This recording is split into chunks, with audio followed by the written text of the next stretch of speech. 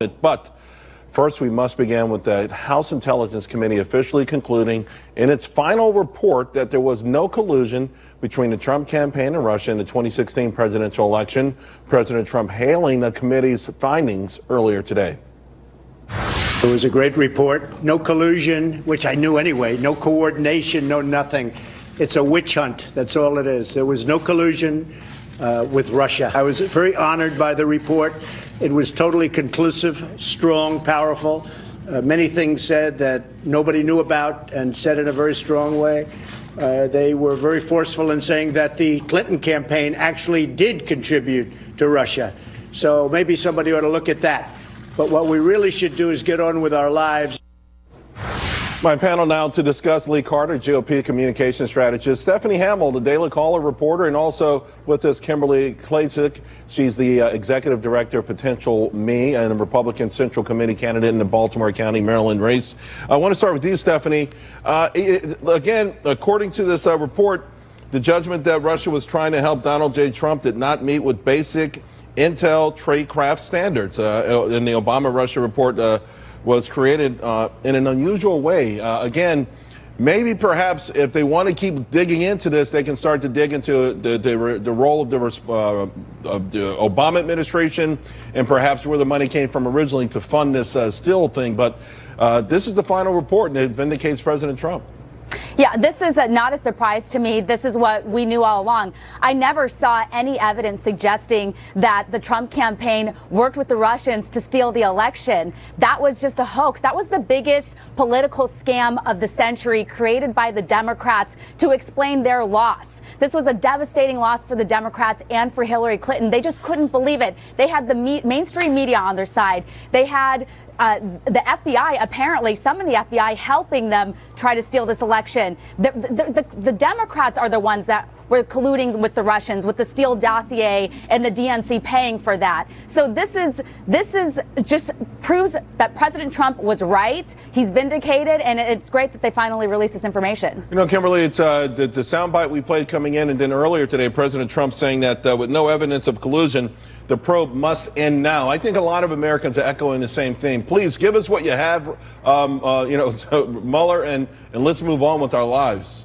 Yeah, absolutely. And, you know, the president hinted to this back in March, I believe it was March 13th, when they said before that there was no finding of collusion. So he knew this, and he knew this because he knew he did not collude. If you take a look at Adam Schiff's Twitter feed right now, he's literally having a mental breakdown. He cannot believe that this report came out and it has vindicated the president. And I find it very fascinating that this Mueller investigation was really about whether or not the Russians meddled in the election. It really didn't have to do with a whole lot about the Russians colluding with Trump. The Democrats changed that story because all along, all they want to do is really impeach our president. That's their whole goal.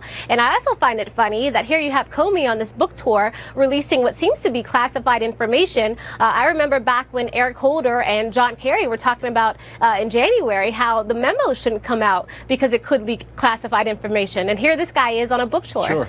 Yeah. And of course, Lee, you know the pulse of people out there, particularly potential investors, voters. Does this still resonate? Because honestly, it's taken so many different turns, and there's so many separate narratives and branches to it, and it feels like, again, there's nothing there, and it's lingered a long time. Look, I think that the people who support Trump say there's nothing there. The people that hate Trump are not going to let this final report be the final story. In fact, they're probably going to look at lines in it that they say that there was poor judgment and ill-considered actions. That's what they're going to focus on, not that the story is over. That's nowhere near, the same as collusion or nowhere near it. And I get what you're saying, and I guess that's what Kimberly's saying. Adam Schiff, who's part of the process, must have understood all of this, despite his Twitter tirade. But again, though, for the independent person out there or the apolitical person out there, this cannot, in my mind, I can't see this resonating the way it did initially when the headlines are blaring, hey, Trump-Russia collusion. The problem with moments like this and narratives like this is they die hard. They stick around forever. The emails we'll be talking about for Hillary Clinton forever. Russia is going to equal Donald Trump forever. And those things linger in the back of the minds of independents. And so if they're not sure, if at the moment that they're going to vote, they need to give the benefit of the doubt, and there's something that he did wrong in that moment that could still linger out there. Just because this report came out, this narrative isn't over. I think it's still going to be out there.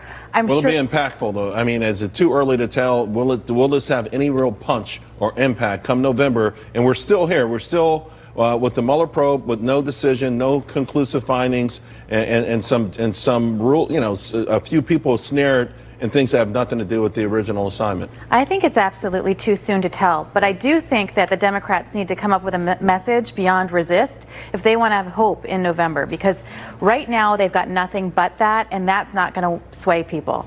Of course, Stephanie, now there's a lot more pressure, I think, on Robert Mueller. People are questioning so many things about this. The Comey book also making sort of muddling the water somewhat, but I don't think in a favorable way with respect to Democrats. It isn't, and you bring up a great point, is that the Mueller investigation will continue, which is just a giant fishing expedition. And I just want to make it clear for everyone here, it wasn't Russian bots that were filling out the stadiums at the Trump campaign events. These were the forgotten men and women of America, hardworking middle-class people that supported the president. When people talk about the Russians hacking the election, what did they do? They spent $100,000 on Facebook ads, and they were also contributing to the Democrat side. They just wanted to create political chaos. And then also they hacked the DNC emails and released those the embarrassing emails. And then the DNC didn't even take it seriously because they didn't want the FBI to even come in and investigate what actually happened. They used some third-party source. So if they were really concerned about a foreign government interfering with our election, they would have handled that differently. Kimberly, it also seems to me that this is time to start to repair the image of law enforcement, particularly the intelligence community.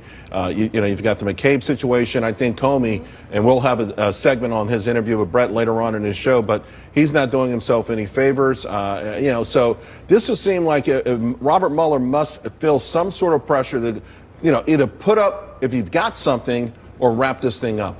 Yeah, he's got to feel the pressure now. I'm surprised Robert Mueller hasn't asked Comey to basically shut up at this point so he can move forward his investigation and have some credibility. I think what we are seeing is President Trump, whether people want to admit it or not, he has been right. He has been right about the fact that the Trump towers were wiretapped. He was right about Anthony Weiner having some of the files on his computer. He was right about this investigation being a witch hunt. He's right all the time, and people have to understand that a lot of this is just because the Democrats don't want him to be the president and they don't want to see him winning. Real quick, the interview yesterday in Fox and Friends, President Trump was really feeling in a very good mood. So do you like when he talks about this kind of stuff as freely as he does? I know that a lot of legal folks kind of cringe when he does. Listen, what I think personally doesn't matter as much. Does it help him, though, from your professional experience? You do the dials, you understand people. Does it help him or hurt him? It helps him with his base, and it hurts him with independence. I think that he's done things so brilliantly in so many ways, and as a communicator, I think he is an unbelievable communicator. I would just love to study his whole style. But when he goes too free, and I think he did a little too free for him yesterday, I don't think it helps people who are saying, I'm just not sure I trust him all the time. But his fans loved it, though. His base loves it. It is manna to his base, and that's what he's after right now because he knows what he has to do. Right now, that's what he's after. Absolutely. It's time to get the crowds cheered up and pumped up. Thank you, ladies, very much.